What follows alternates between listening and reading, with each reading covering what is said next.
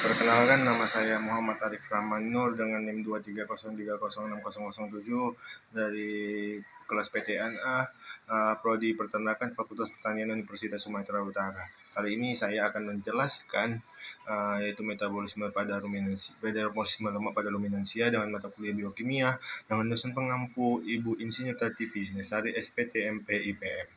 Selamat menyaksikan. Metabolisme lemak pada ruminansia atau ternak ruminansia. Sebelum itu kita harus tahu itu apa lemak. Lemak merupakan zat makanan, umumnya memiliki jumlah yang kecil pada makanan ternak. Pada makan ternak, ruminansia lemak terdapat dalam hijauan dan juga konsentrat. Pada hijauan, lemaknya terdapat sekitar 3-10% yang terdiri dari glikolipid. Lemak yang terdapat dalam ruminansia terdiri atas lemak pakan, lemak protozoa, dan lemak bakteri. Nah, proses yang pertama adalah yang namanya lipolisis. Pada proses ini lemak akan diputuskan ikatan esternya dari triserida, fosfolipid, dan glikolipid yang dilakukan pada bakteri rumen. Pada proses ini dihasilkan asam lemak gliserol, dihasilkan asam lemak gliserol dan juga galaktosa.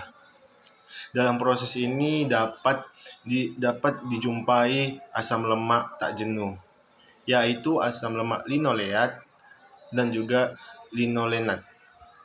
Asam lemak tak jenuh ini akan dipisahkan dari asam lemak gliserol dan juga galaktosa. Setelah dipisahkan, asam lemak ini akan diubah menjadi FFA. FFA adalah sumber energi pada ternak. Proses kedua ada biohidrogenesi. Proses ini terjadi pada asam lemak tak jenuh, yaitu hasil proses hidrolisis pada rumen. Pada proses ini terjadi yang namanya isomerisasi dari ikatan cis menjadi trans. Isomerisasi menyebabkan penggunaan asam lemak tak jenuh. Biohidrogenisasi ini menyebabkan lemak esensial menjadi rusak, tetapi ternak tidak mengalami defisiensi. Lemak esensial ini dapat memenuhi kebutuhan lemak pada ruminansia. Kebanyakan lipid pada ruminan masuk ke dalam duodenum sebagai asam lemak bebas dengan kandungan asam lemak jenuh yang sangat tinggi. Lemak akan diserap oleh duodenum.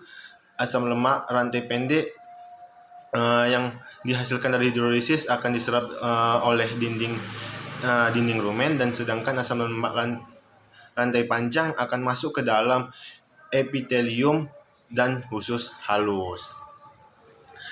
Selanjutnya ada 3 macam mikroba yang ada pada cairan rumen, yaitu ada bakteri, protozoa, dan juga jamur. Jumlah dari mikroba diperkirakan itu sekitar 3,60%. Bakteri merupakan yang paling besar di dalam cairan rumen. Sedangkan protozoa lebih sedikit, yaitu sekitar 1 juta per milinya dari cairan rumen. Jamur juga ditemukan Di mana ditemukan jamur? Jamur ditemukan pada ternak-ternak yang digembalakan, yang itu dijumpai pada pakan yang digembalakannya itu. Yang fungsinya apa? Sebagai selulotik. Bakteri merupakan biomasa mikroba terbesar yang ada di cairan rumen, yang juga terdapat letak-letaknya Di mana saja sih letak-letak bakteri dalam rumen? Ada bakteri bebas dalam cairan rumen, ada bakteri yang menempel pada partikel makanan, dan juga ada bakteri yang menempel pada epitel dinding rumen. Dinding rumen yang menempel pada protozoa. Yang membedakan ternak ruminansia dengan ternak lainnya yaitu pada rumennya pastinya, dan juga cairan rumen. Pada ternak ruminansia itu memiliki cairan rumen yang mengandung mikroba yang dapat menghaluskan atau yang dapat mencerna yang namanya serat kasar. Sedangkan ternak yang tidak memiliki rumen tidak dapat mencerna yang namanya serat kasar tersebut. karena tidak memiliki rumen dan cairan rumennya. Karena ternak selain rumen itu yaitu disebut dengan monogastrik gitu. Mikroba rumen ini itu aja. Selanjutnya mikroba rumen pada ternak ruminansia itu digunakan untuk mencerna pakan yang mengandung serat tinggi menjadi asam lemak terbang.